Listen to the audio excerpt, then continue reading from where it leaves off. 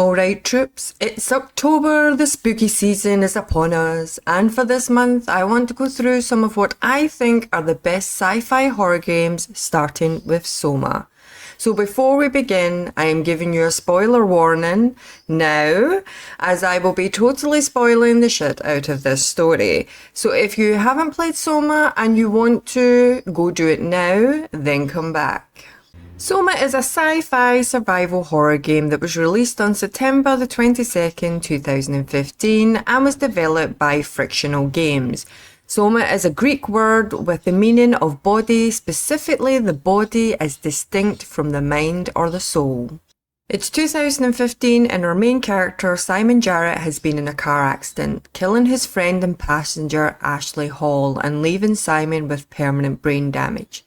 Simon ends up with lingering effects from the crash and has a bleed in the brain that will eventually kill him. So he agrees to an experimental treatment involving a brain scan. The game starts with a brief cutscene in which Simon is having a nightmare about the car accident. He wakes up in his apartment and receives a phone call from David Munshi, who is reminding him that he has to drink the tracer fluid before the scan. After taking the tracer fluid, Simon heads to Pace Laboratories and meets with David Munshi, who reassures Simon that the scan will feel about as uncomfortable as having a picture taken. As Simon's brain is scanned, there is a bright flash and Simon suddenly wakes up in a place he doesn't recognise without any idea of how he was transported there or what is going on. Simon realises he has been transported to a facility called Pathos 2 by seeing a sign in a wall which also tells him he's at Site Upsilon. Simon finds an Omi tool, a tool that helps him get through doors, and comes into radio contact with a woman called Catherine Chun, who tells him to come to Site Lambda to meet her. Simon quickly realises he's in an underwater facility at the bottom of the Atlantic Ocean that is in disarray. The walls are slowly being covered by a black, seemingly organic substance, which seems to be spreading through all of Pathos 2, as parts of the facility are blocked off and destroyed by it. There is no signs of human life, though Simon encounters robots who believe they are human, as well as other robots that act as some of the protagonists of the game. Before Simon gets to Catherine at the Lambda site, she is injured by a humanoid creature. When Simon sees Catherine, he is disappointed to see that she is a machine, not human, but a scan of a human consciousness placed into a robot's body. She then reveals to Simon that he is also a machine, a Cortex chip, implanted in a dead woman's body, Imogen Reed, wearing a Hamatsu ductile suit, and that the original Simon has been dead for hundreds of years. When Simon got his brain scanned by Munshi, a copy of his consciousness was saved to the computer. This allowed Munshi to narrow down a treatment plan for his neurological condition.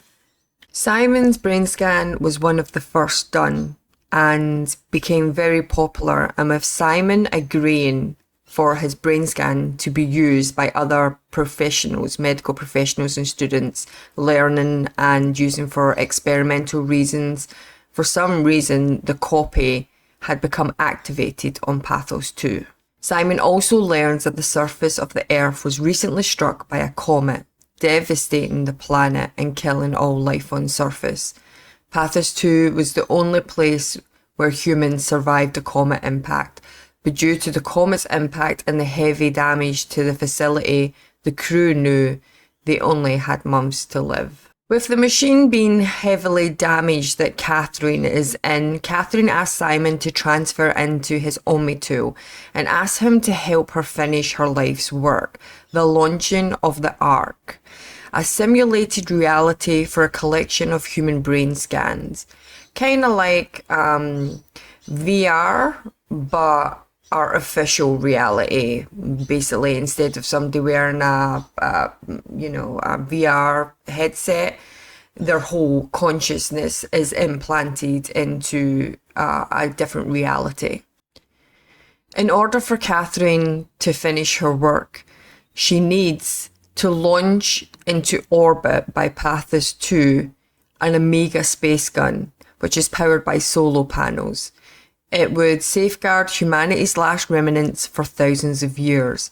Catherine's original cell scanned many Pathos crew members into the Ark, but the project was permanently suspended when, despite her best efforts, several crew members unlived themselves after being scanned to ensure the only true copy of themselves was left on the Ark itself. Simon and Catherine worked together going through the Pathos facilities with underwater hikes between each site and the hostile creatures attempting to stop them. Simon realises the black organic growth that has consumed the facility is Pathos' artificial intelligence, the WoW. It was docile until the comet hit. At that point, it began harnessing vast amounts of structured gel and expanding into every part of Pathos too, assimilating humans both dead and alive. It forcibly keeps alive humans from dying, and it has been reanimating human corpses. The WoW has also uploaded many of Pathos 2's brain scans into the machines, where they don't realise what has happened and they think they're still human, including Simon. It has started to fuse flesh and metal together, creating hideous and insane creatures that roam Pathos. The WoW perceives that the best way to save humanity is to create shells from human consciousness to live regardless of potential consequences. So Catherine's original plan to command a deep sea submarine stored in Theta to lead them down to the abyss. However, the plan fails when they realise the WoW has taken over the sub and implanted a human scan into it. The sub wakes up, is powered on, and is so confused and terrified it thrashes free of the dock and disappears into the depths of the abyss.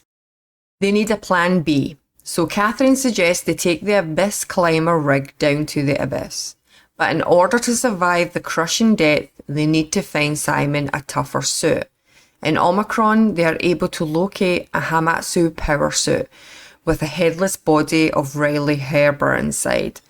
Catherine proposes they scan Simon's consciousness into a new cortex chip to be placed into the corpse, imitating the process that the WoW used.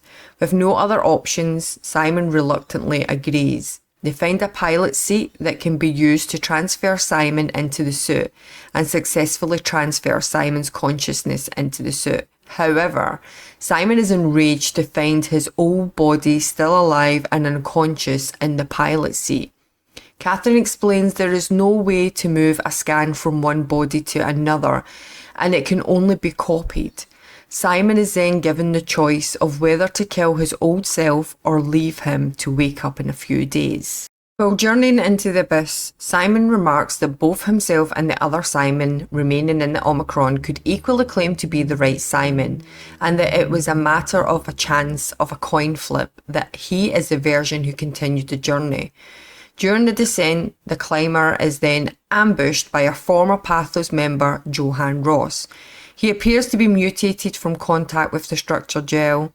Ross is excited that they've made it as far as they have and promises to make preparations before throwing themselves down the abyss. So this is the first creature that they've came across who actually hasn't tried to kill him. Like, even though this creature came in contact with the structure gel and is heavily mutated, he still isn't trying to kill Simon. Simon then struggles through pitch black water, fast flowing currents and vicious sea creatures before finally making it to the site. Inside, after he makes his way to a survivor while avoiding one of the WoW's hostile creatures, he finds the Ark being guarded by the last living human on the planet, named Sarah Lindwall. She is barely alive. Food had run out long time ago. Sarah had survived with the help of a support machine. Sarah grants Simon permission to take the Ark, but also requests that he disconnects her from her life support and let her die, and it's up to the player to make this choice to end her life before proceeding.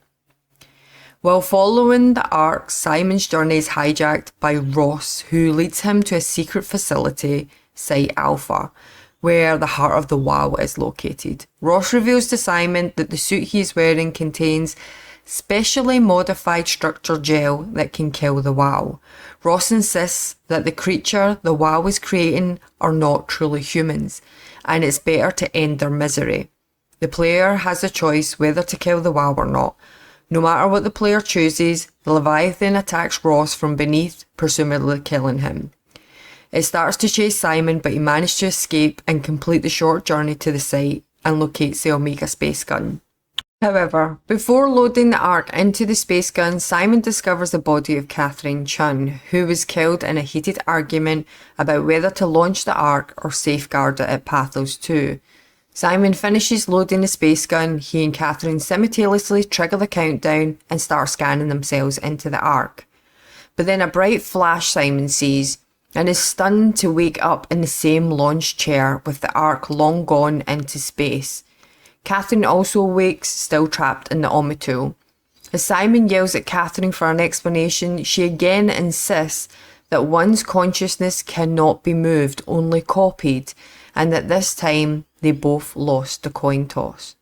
In the middle of their argument, Catherine's critical system fails, leaving Simon stranded with a broken Omnitool at the bottom of the sea, alone, leaving his fate unclear while the emergency alarm slowly fades off into the credit screen. In a post-credit scene, the Simon copied to the Ark wakes up in an idyllic landscape, unaware of the fate of his other version, left behind at the space gun. Simon reunites with Catherine in front of a futuristic island city. Meanwhile, it is shown that the Ark successfully makes it into space as it leaves behind a devastated Earth's ending the game. Soma is a wonderful game full of horror, dread, twists and turns. Constantly my brain was working to try and figure out this story before I know what was happening in the end. One Simon is with Catherine on the Ark happy, but another Simon lost in the abyss to slowly die. Who knows, but either way, this was an amazing game. I am not surprised it's from the same developers who made Amnesia. Also, the reason that I think the Omnitool actually failed when Simon was shouting and arguing about obviously being left at the space gun was because Catherine had mentioned that she was basically a pushover. She was always being shouted at, told what to do. And I really think that this is actually what made the Omnitool that she was in fail. She had just kind of gave up. She was sick and tired of people telling her what to do and getting angry at her, and I ultimately think that this is why the tool failed, which was worse for Simon because now he doesn't even have Catherine to keep him company the whole time that he's trapped in that chair, to just basically stay there for good, a place that he desperately wanted to leave. And I think this is why also Catherine did not explain it to him, that when this was going to happen, that it was always going to just be copied over. He was always going to remain where he was, but at least one Simon would be on the Ark and happy. This would not have been good enough for Simon, and she needed Simon's help because she wanted to finish her work. And yeah, so I hope you enjoyed this story, guys. I really did. This game is amazing, and I hope you have a good day, and I shall see you in the next episode. Bye bye.